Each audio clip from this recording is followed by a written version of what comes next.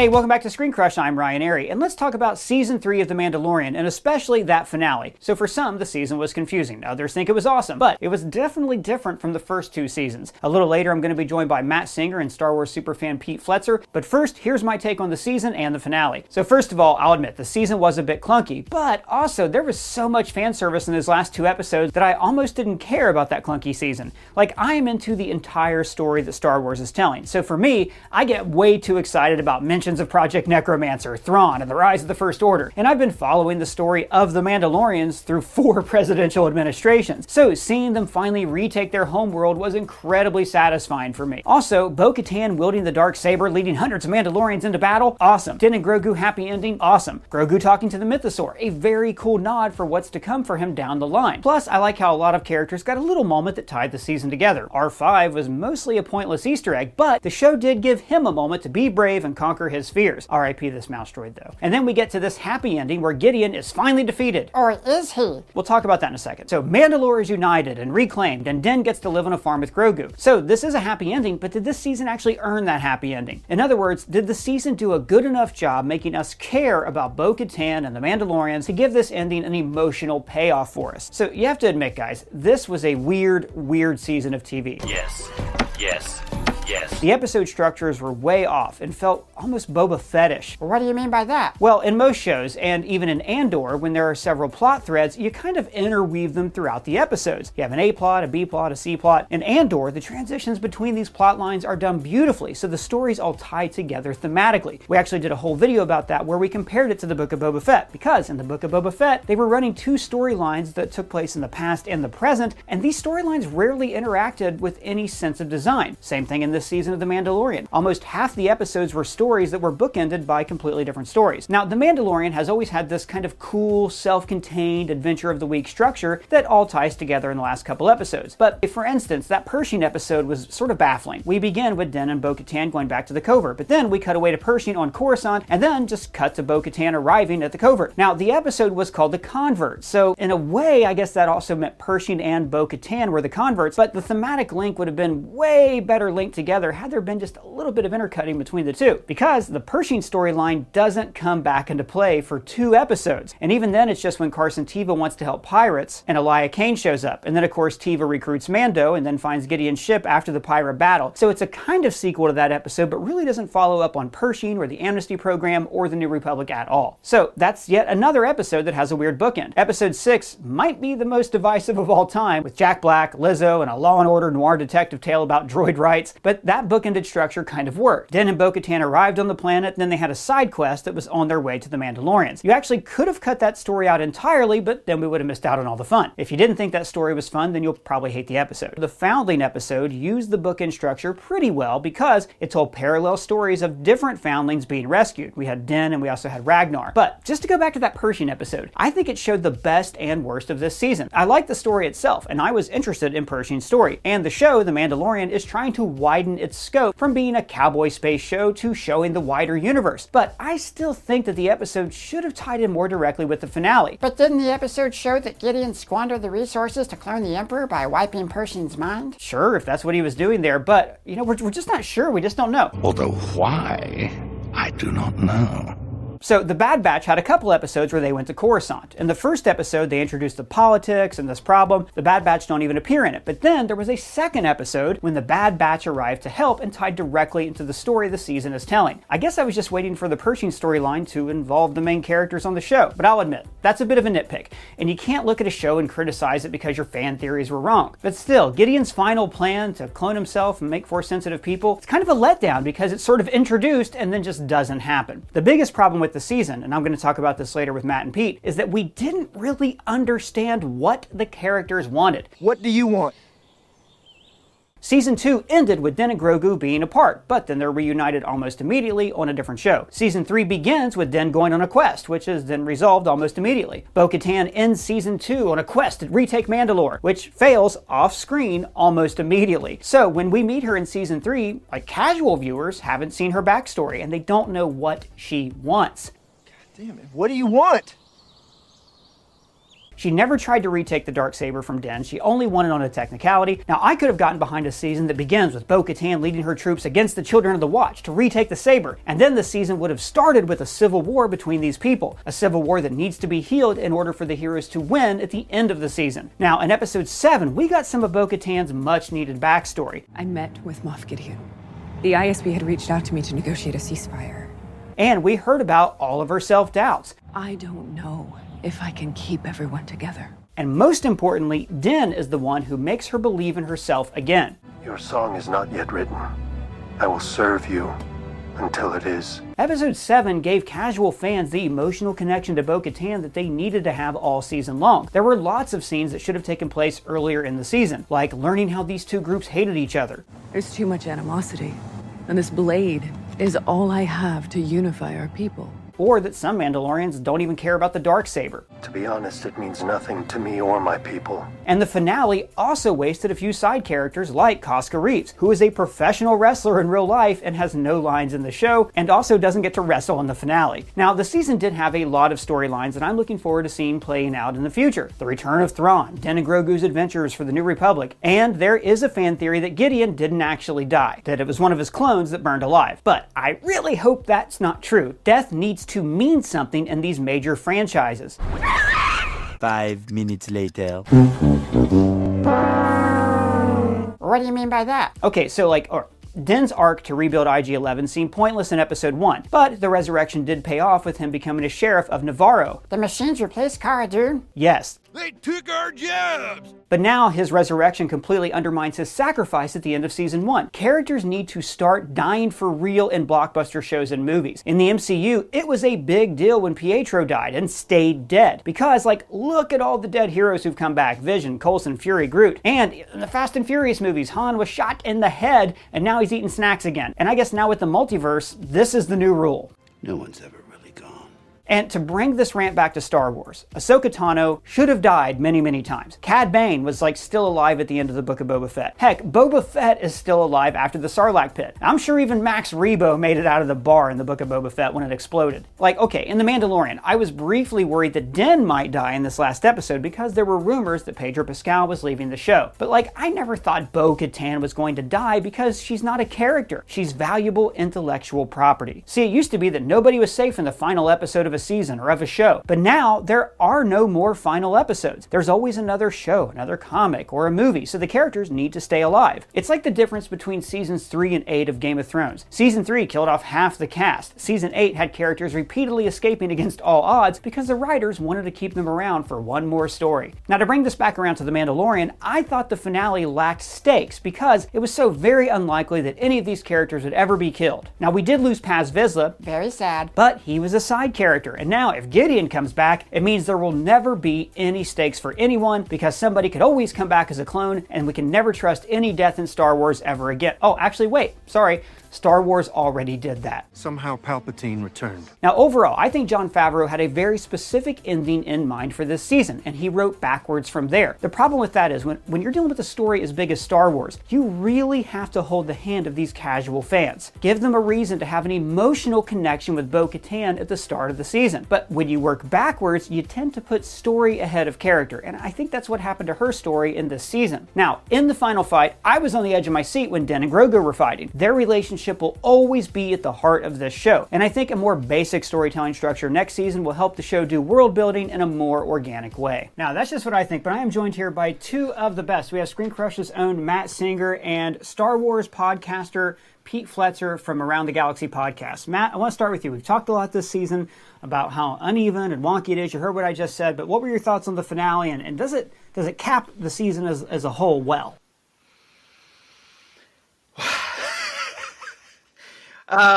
Does it cap the season as a whole? Well, in a sense, yes, because I feel like the whole season was so kind of muddled and mixed, and I feel like the conclusion was a little muddled and mixed. So it's sort of a fitting conclusion in that sense. I think that if you just watched this episode on its own, there are parts of it that are very satisfying that I really enjoyed. I thought the action in this episode, all the stuff with Mando kicking butt, super cool. And as someone who has been wondering when is Mando gonna do stuff on this show this year, he did a lot of stuff on this episode. So I appreciated that about it. And I thought just generally like the sort of the show always looks great, and there's so many talented artists and designers and effects people who work on it. It always looks good, and I thought this episode looked particularly good and just had a lot of cool visuals and moments where I was like, yeah, this is, kind of what you want out of this show on a technical level, visual level, that kind of thing. But after it was over, I did sort of like sit there as the credits were rolling going like, well, why did we do all of this? What was the point of this season if the end of the season was going to be basically sort of where things were at the beginning of the season? Like, yes, everything has changed for all of these Mandalorian characters over here who are now sort of over here. And I assume we will see them again, of course, but it's like, at the end, the big ending was, you have to adopt Grogu as your son, when they've been acting like father and son for the entire season. Like, I didn't even really think that they weren't father and son. I feel like people refer to him, to Grogu, as his son, as his kid. I think your dad was the only Mandalorian. Go save your kid. And then she says, well, now you have to go off and have your adventures on your own, which, again, as someone who doesn't know Mandalorian lore outside of the show, maybe I'm supposed to know that. I was like, wait, we just spent this whole season building this new Mandalorian society, and now we're just going to leave? Because of reasons? Why?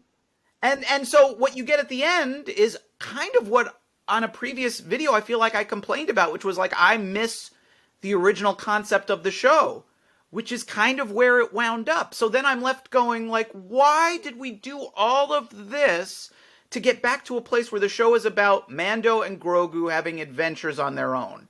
And I guess I just don't I don't understand why we did it. And there were parts of it that I really enjoyed, but I feel like this could have been like the first episode of the season. Almost. And we could have seen them doing the things that presumably they will do, as opposed to spending all this time where this season was really not even about them. It was ultimately about Bo-Katan and the Mandalorians reclaiming their planet, starting this new society there, which our hero and his sidekick are not going to be a part of, at least in the immediate future. So I'm left going, well, why wasn't that a Bo-Katan show? Why wasn't, with maybe a guest star appearance from Mando and Grogu? Because that's kind of how they felt a lot of the season. They felt like guest stars in her story. It's not even a show that I dislike. It is a show that I, at times, really enjoy, and other times I am totally baffled and puzzled by. I feel like in so many things I've written this year, baffled is the word that I use. I just sit there and I go like, why are we doing this? What has this got to do with anything? Where are we going and why? And that is sort of how I felt at the end of the year, at the end of this episode. It's like, there were some really cool parts about that. I still do not understand why that was the third season of The Mandalorian. And maybe Pete or Ryan, you can explain that to me. I would love to know. Well, like I said earlier, I do think it's the kind of thing where they started with the ending and they worked backwards from there. And I would not be surprised to find out that Lucasfilm forced the Den Grogu reunion early. Because, again, I've mentioned this before, I don't like to talk too much about what's not in the show, but you can't help but wonder if the two of them were still separated throughout this entire thing, the whole season, or for half the season, whatever, we'd be thinking, oh, gee, when are they going to be reunited? And that last shot, with the Iris shot of them at the end, would have meant so much more if we had them apart for longer. Again, I know we didn't get that. I'll let it go eventually. I just really think they should have spent a few episodes apart.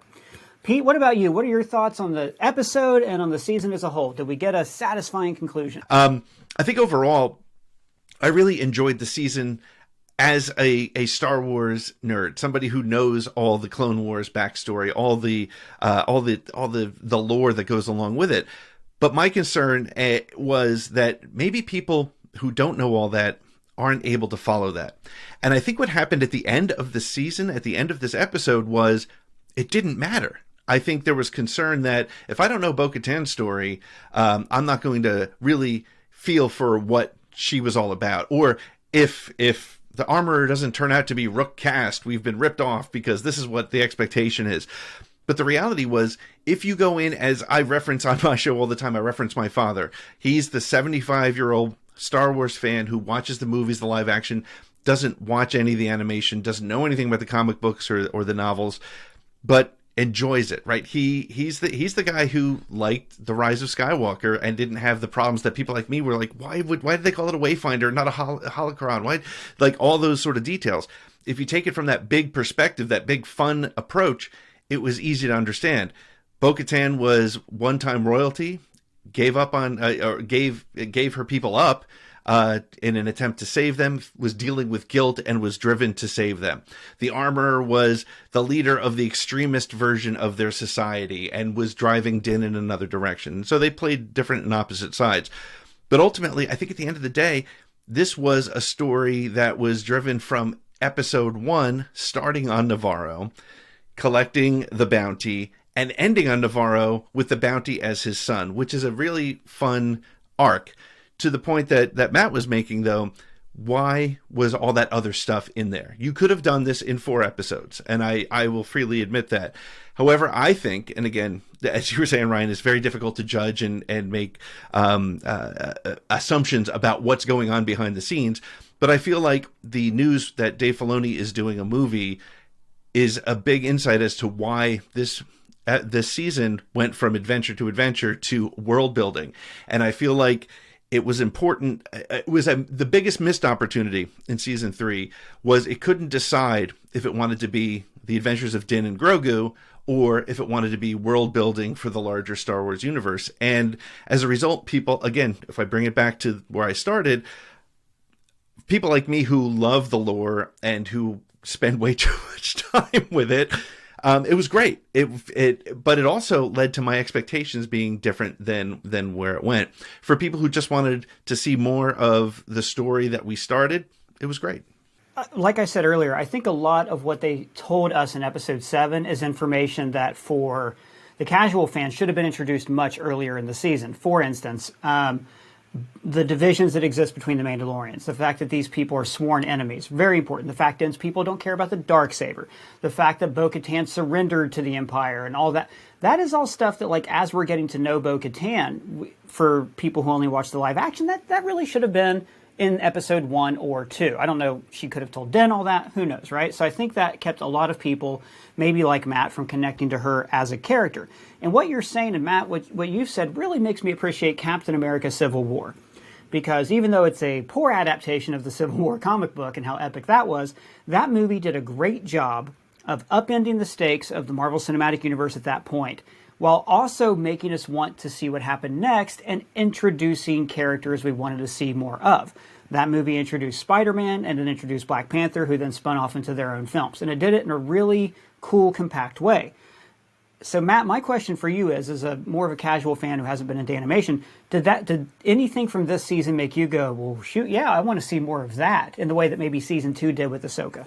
Not necessarily, because it seemed, the difference would be like, whereas on season 2 of The Mandalorian, these characters would come up for like an episode and then disappear.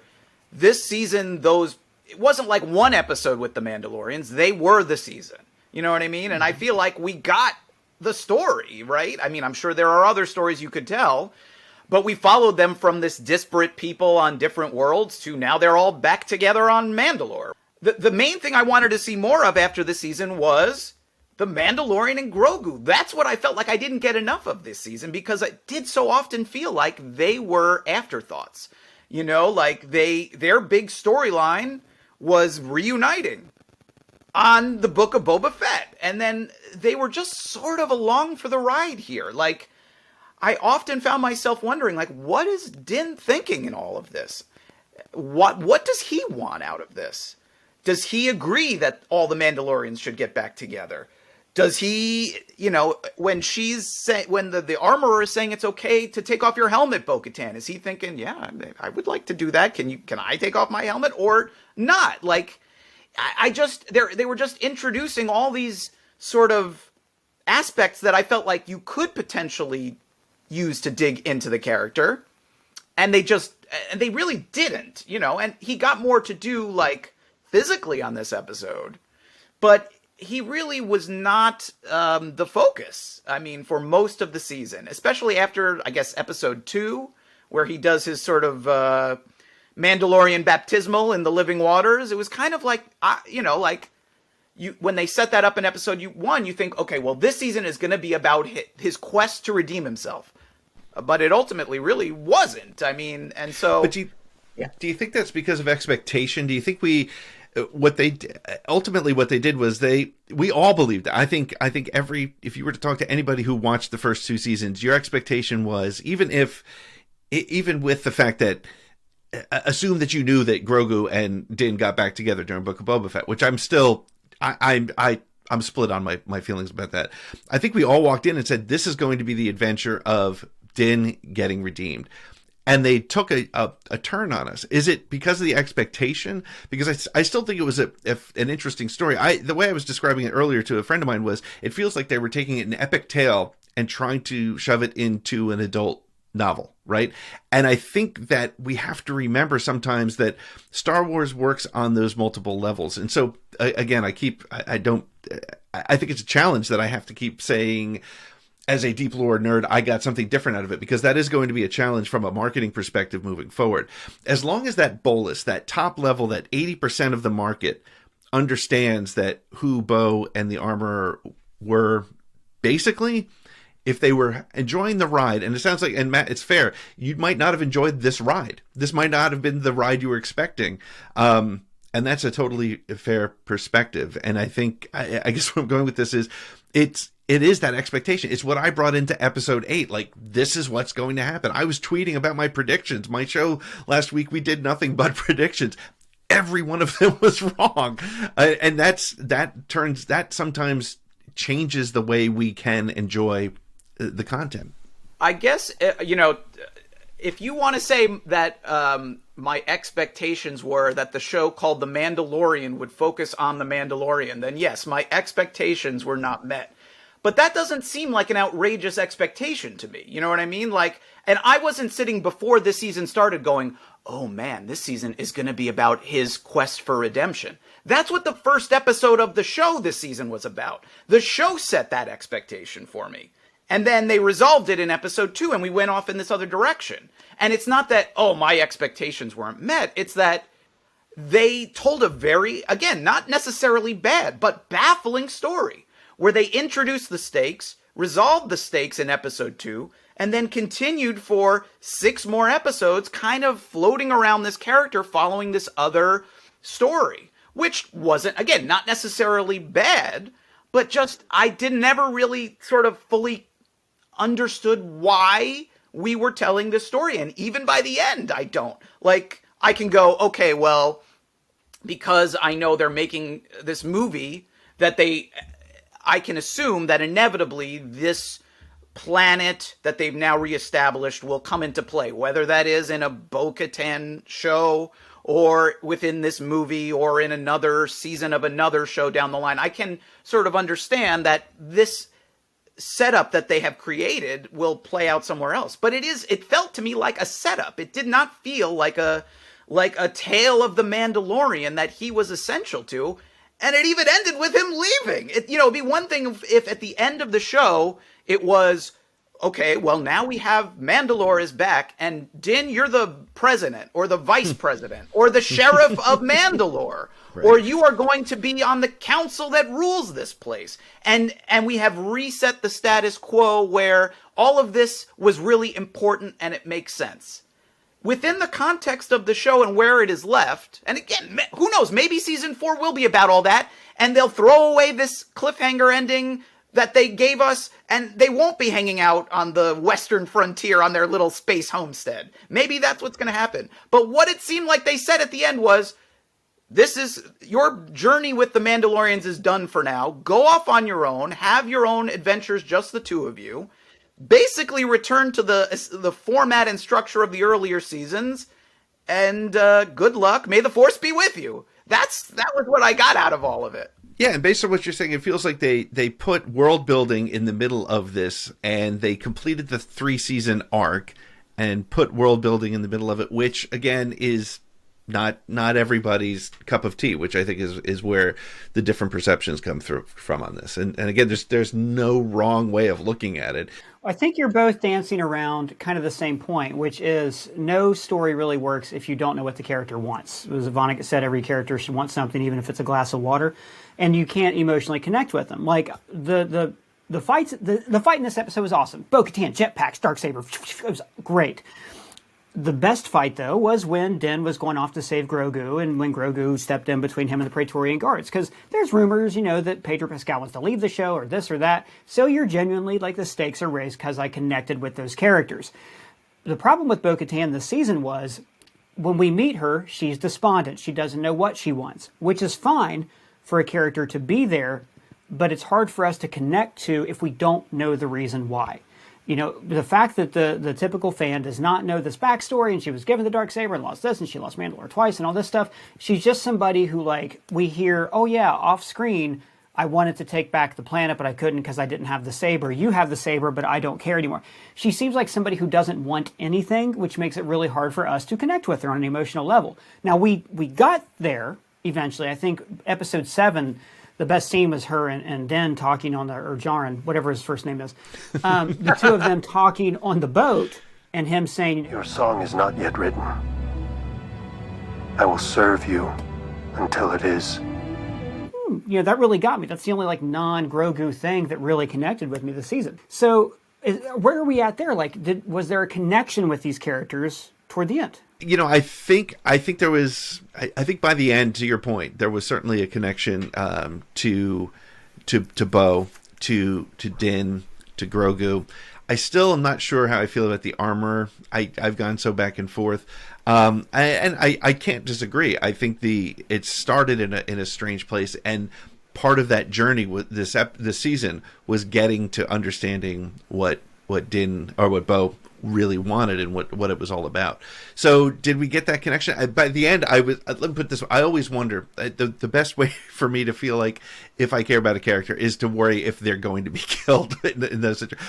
I was worried we were going to lose Bo, and that made me realize, okay, I came across in that. The rumors, there was a chance we were going to lose Din. There's no way we're losing Grogu. That thing prints money, so that he was not going anywhere.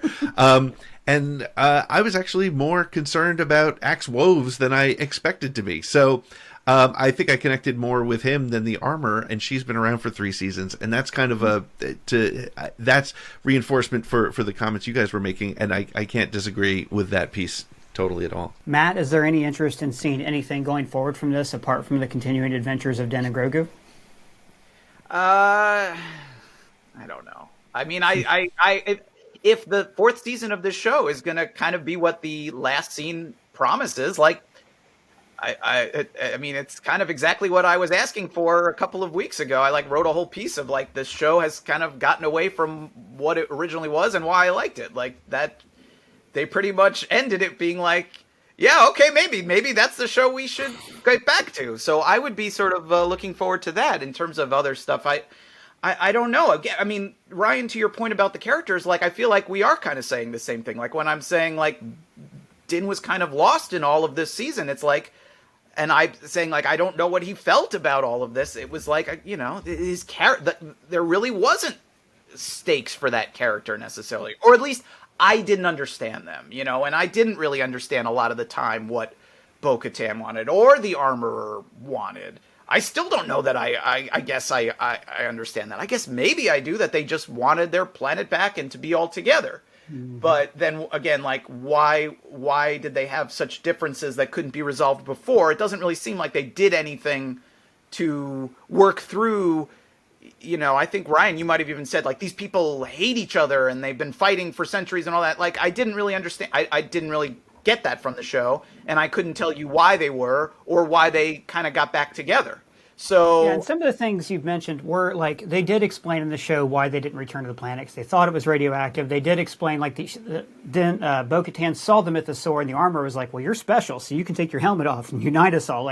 There were these reasons that were told, but I guess not felt in a way. Right. I mean, they just sort of they introduced something and then they kind of Deus Ex Machina it away. It's we've spent how many seasons about the all importance of the Darksaber, the Darksaber, the Darksaber, and then in this episode someone squishes it and it breaks, and that's the end of it forever, apparently.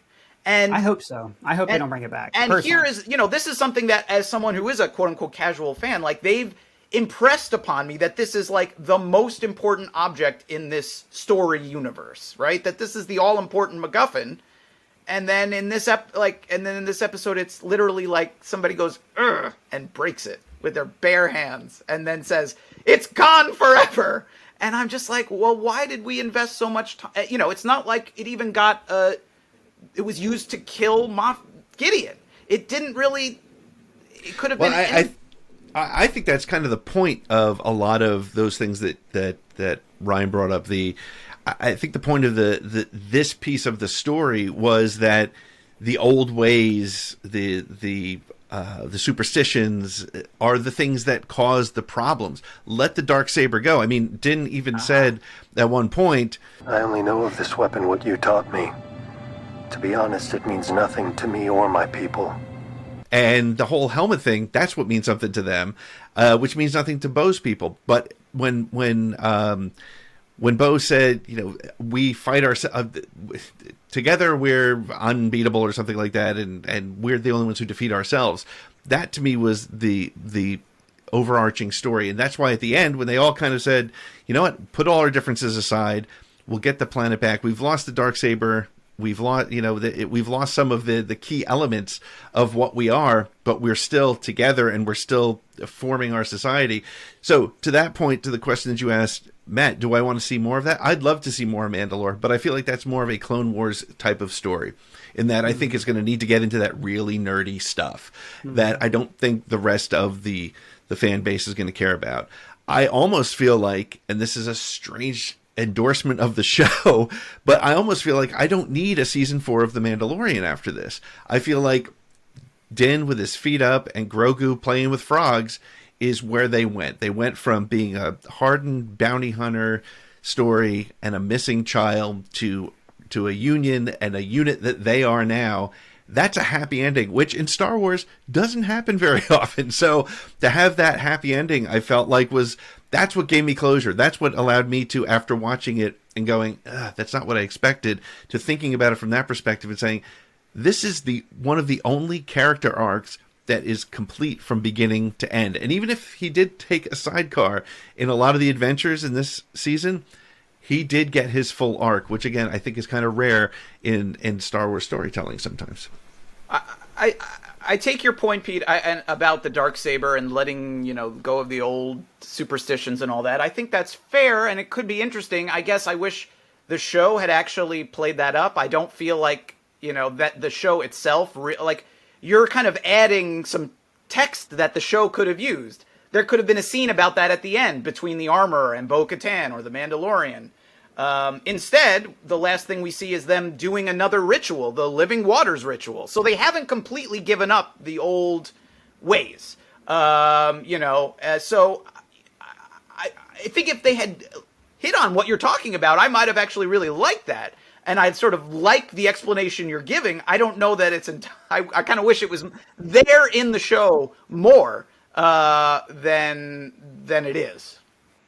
Well, let's be honest. What this season really needed was for the opening scene to be Bo-Katan's Mandalorians attacking Din for the Darksaber and Din's covert for the Darksaber. If they would have started at a place of absolute animosity that we would have understood, then their reunion at the end would have meant a lot more. And there should have been some line at the end where somebody says, "Oh, are you going to reforge it?" And Bo-Katan's like, "No, for our people, and this is a curse, and it's caused nothing but harm to our people." I think that they would have benefited from that being a little bit more overt than subtle along the way. Well, I want to thank both of you for joining me. Pete, where can the people find you? They can find me on social media at ATGcast, and you can listen to our podcast wherever you find podcasts around the galaxy. And Matt Singer, where can the people find you? I'm writing every day at ScreenCrush.com, and you can follow me on Twitter at Matt Singer. Matt's articles are a gift to Mandalorian fans and fans of anyone, of anything ever. He writes absolute great pieces on the site. And of course, we want to hear from all of you down in the comments below or at any of us on Twitter. Let us know what you thought of the season and the episode. And if it's your first time here, please subscribe, smash that bell for alerts. For Screen Crush, I'm Ryan Arey.